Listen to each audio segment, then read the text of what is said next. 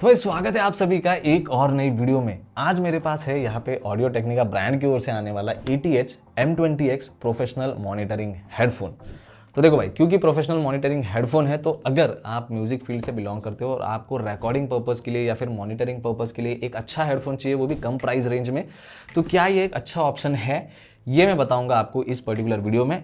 अब देखो, क्योंकि मैं भी म्यूजिक फील्ड से बिलोंग करता हूँ तो सिंपल शब्दों में अच्छे से एक्सप्लेन करने की कोशिश करूंगा और ये भी बताने की कोशिश करूंगा कि क्या ये एडिटिंग के लिए भी आप यूज़ कर सकते हो या फिर क्या आप गेमिंग के लिए भी इस हेडफोन को यूज़ कर पाओगे। अब देखो, इसे मैंने पर्सनली बाय किया था तो इसके अमेजॉन का जो लिंक है वो मैं नीचे डिस्क्रिप्शन में दे दूंगा। अमेजॉन के ऊपर भी इसकी रेटिंग्स काफ़ी ज़्यादा सही है, अच्छी है, लेकिन रेटिंग के हिसाब से यहाँ पे रिव्यू नहीं दूंगा। जो इसका एक्चुअल साउंड आउटपुट होगा उस हिसाब से मैं अपना ओपिनियन देने वाला हूँ। तो सब स्टार्ट करने से पहले अगर आप चैनल पर नए हो सब्सक्राइब जरूर कर देना। वीडियो स्टार्ट करते हैं। तो भाई अनबॉक्सिंग मैंने ऑलरेडी कर दी है क्योंकि बहुत टाइम से ये हेडफोन यूज़ हो रहा है, लेकिन आपको बता दूं कि इस तरह के बॉक्स पैकेजिंग में आपको प्रोडक्ट मिल जाता है।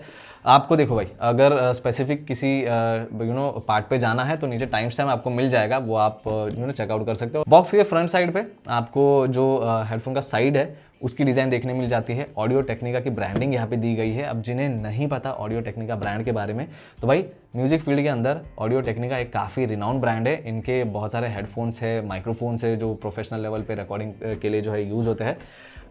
थोड़ी टाइम में इसके माइक का भी रिव्यू मैं लेके आ रहा हूँ, तो इसके लिए चैनल को ज़रूर सब्सक्राइब करना। तो हाँ भाई, ऑडियो टेक्निका की ब्रांडिंग यहाँ पे देखने मिल जाती है। इसके अलावा ATH M20X यहाँ पे दिया गया है जो इसका मॉडल नंबर है।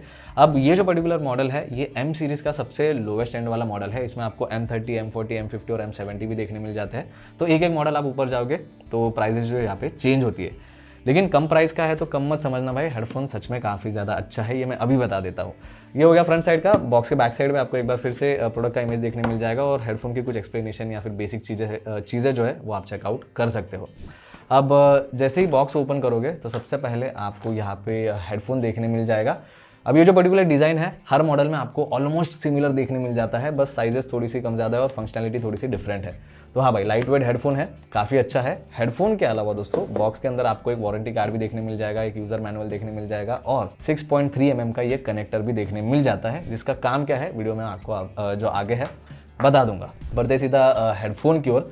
अब देखो भाई, डिज़ाइन ज़्यादा कुछ अलग लेवल का नहीं है, जैसे नॉर्मल हेडफोन के डिज़ाइन होते हैं वैसा ही है।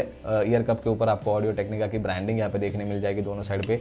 ATH M20X की भी ब्रांडिंग यहाँ पे हेडफोन के ऊपर है, ऊपर भी यहाँ पे ऑडियो टेक्निका की ब्रांडिंग आपको मिल जाती है। अब ये जो हेडबैंड है इसकी कुशनिंग बहुत ज़्यादा नहीं है, ये मुझे थोड़ी सी कंप्लेंट है इस हेडफोन से, वरना ऐसा फिट के मामले में ऐसा कोई कंप्लेंट नहीं है, बट हाँ कुशनिंग थोड़ी सी होनी चाहिए थी।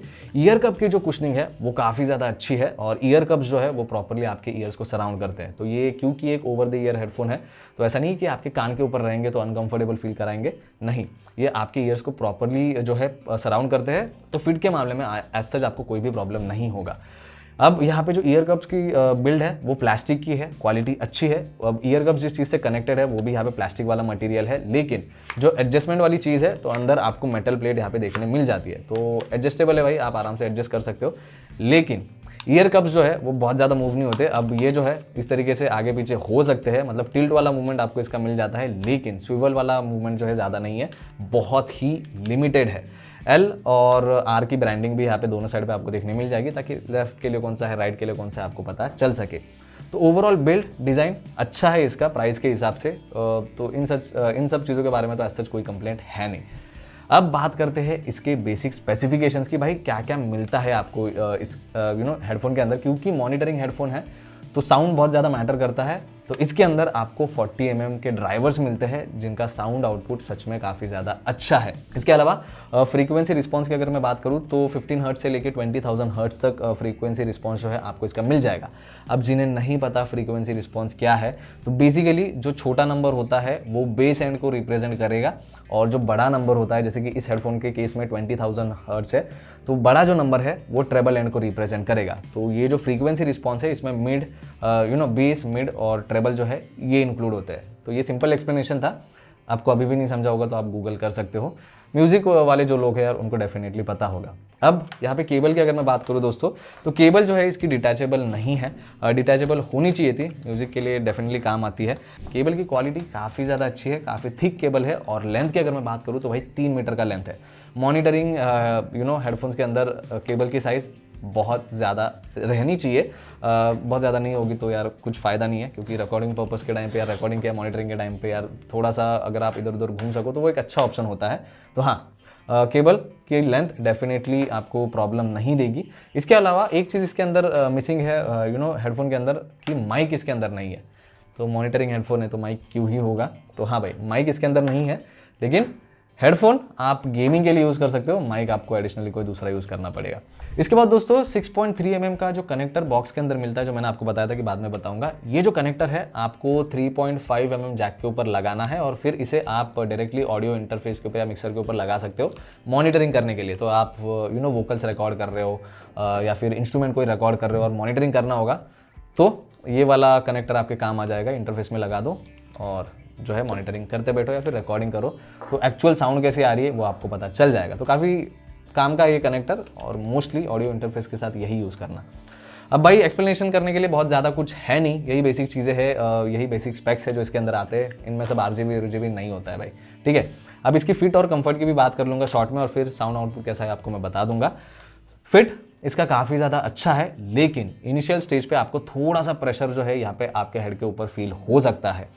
अब थोड़े टाइम अगर आप इनिशियल स्टेज पे इसे यूज़ करते हो तो 30-40 मिनट्स तक तो आपको एज सच कोई प्रॉब्लम नहीं होना चाहिए, लेकिन उसके बाद आपको थोड़ा सा 5 मिनट का ब्रेक लेना पड़ेगा अगर आपको लंबे टाइम तक काम करना है। लेकिन विद टाइम जैसे आप इस हेडफोन्स को यूज़ करते जाओगे तो एज सच बाद में कोई प्रॉब्लम नहीं होगा, तो लंबे टाइम के लिए भी आप इस हेडफोन को अच्छे से यूज़ कर सकते हो। लेकिन वही है कि इनिशियल स्टेज पे आपको थोड़ा प्रेशर डेफिनेटली फील होगा।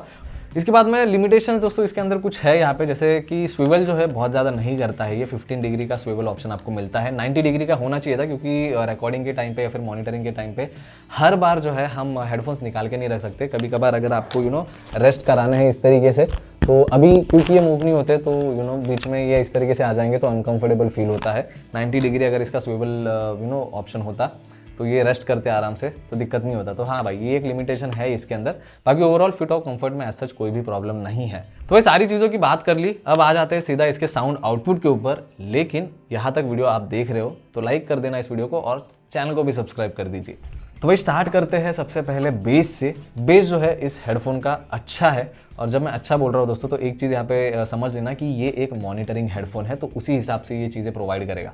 अब मॉनिटरिंग हेडफोन जो है वो बेसिकली आपको फ्लैट साउंड प्रोवाइड करेंगे। फ्लैट यानी कि एकदम फ्लैट नहीं होते, basically close to natural sound ये प्रोवाइड करते हैं, जो कि मॉनिटरिंग पर्पज़ के लिए और रिकॉर्डिंग के लिए काफ़ी ज़्यादा इंपॉर्टेंट है। तो जो भी मॉनिटरिंग हेडफोन्स है, जो भी प्रोफेशनल मॉनिटरिंग हेडफोन्स है, उसके अंदर आपको बूस्टेड वाले इफेक्ट्स जो है बेसिकली नहीं मिलेंगे, तो उनके लिए आपको दूसरे हेडफोन्स प्रीफर करने होंगे। तो बेस अच्छा है इसका, अच्छा आउटपुट आपको मिल जाएगा। इसके अलावा मिड्स की अगर मैं बात करूँ तो मिड्स भी काफ़ी अच्छे हैं और ट्रेबल्स भी इसके अंदर आपको काफ़ी अच्छे देखने मिल जाएंगे। क्लैरिटी जो है दोस्तों इस हेडफोन की वो मुझे काफ़ी ज़्यादा अच्छी लगी है। और जब मैं काफ़ी ज़्यादा अच्छी लगी बोल रहा हूँ तो इस हेडफोन को अगर मैं इसके हायर वर्जन से कंपेयर करूँ, फॉर एग्जांपल M40X या फिर M50X, उनके अंदर क्लैरिटी जो है आपको और ज़्यादा अच्छी देखने मिल जाएगी as compare to this particular headphone. तो हाँ भाई, क्लैरिटी तो डेफिनेटली है, क्योंकि इस प्राइस रेंज पे अगर आप कोई गेमिंग हेडफोन लेने जाओ तो उसका आउटपुट सुन लेना और उसके बाद में इसका आउटपुट सुनना, आपको मेजर डिफरेंस पता चल जाएगा क्लैरिटी वाइज। तो वोकल्स क्लियर मिल जाते हैं भाई, साउंड सेपरेशन भी इसका काफ़ी ज़्यादा अच्छा है। तो ओवरऑल क्वालिटी आपको अच्छी चाहिए और क्लोज टू नेचुरल साउंड करने वाला एक प्रॉपर मॉनिटरिंग हेडफोन चाहिए इस प्राइस रेंज में, तो ऑडियो टेक्निका का ATH M20X एक अच्छा ऑप्शन है। अब क्योंकि साउंड सेपरेशन अच्छा है तो क्या आप गेमिंग के लिए इसे यूज़ कर सकते हो? तो डेफिनेटली भाई आप गेमिंग के लिए भी इसे यूज़ कर पाओगे, लेकिन सबसे बड़ा कॉन इसका ये है कि हेडफोन के अंदर माइक नहीं है। तो माइक आपको एक्सटर्नल एक माइक जो है यूज़ करना होगा, वरना गेमर्स एक्स्ट्रा एफर्ट नहीं उठाना चाहते तो इस हेडफोन को आप स्किप कर सकते हो। रही बात एडिटिंग की, क्या आप एडिटिंग के लिए इसे यूज़ कर सकते हो? तो हाँ भाई, एडिटिंग के लिए भी काफ़ी आराम से इसे यूज़ कर पाओगे, अगर ऑडियो बहुत ज़्यादा मैटर करता है आपको वीडियो के अंदर तो भाई एडिटिंग पर्पज़ के लिए भी डेफिनेटली मैं इस हेडफोन को रेकमेंड करता हूँ। और ओवरऑल म्यूजिशियन लोग, जो बिगिनर्स लोग हैं जिन्होंने अभी अपनी म्यूजिक की जर्नी स्टार्ट की और एक कम बजट में उनको एक अच्छा मॉनिटरिंग हेडफोन बाय करना है, क्योंकि प्रॉपर स्पीकर्स में वो इन्वेस्ट नहीं कर सकते, तो ट्रस्ट मी ये सच में आप सभी के लिए एक अच्छा ऑप्शन है। तो वोकल्स आप रिकॉर्ड कर रहे हो, इंस्ट्रूमेंट आप रिकॉर्ड कर रहे हो, मॉनिटर करना चाहते हो, तो भाई हर चीज़ के लिए ये इस प्राइस रेंज में एक अच्छा हेडफोन बेसिकली साबित होता है। इसके बाद में दोस्तों एक चीज़ और, अगर आप लाइव रिकॉर्डिंग करते हो किसी रिकॉर्डर के अंदर, जैसे मेरे पास यहाँ पे जूम का रिकॉर्डर है, तो तभी भी मॉनिटरिंग पर्पज़ के लिए आप इस हेडफोन को जो है यूज़ कर सकते हो। तो यूज़ केसेस बहुत सारे हैं। आपको चूज़ करना है कि आप किस कैटेगरी में आते हो। अब भाई इसके प्राइस के ऊपर आते हैं।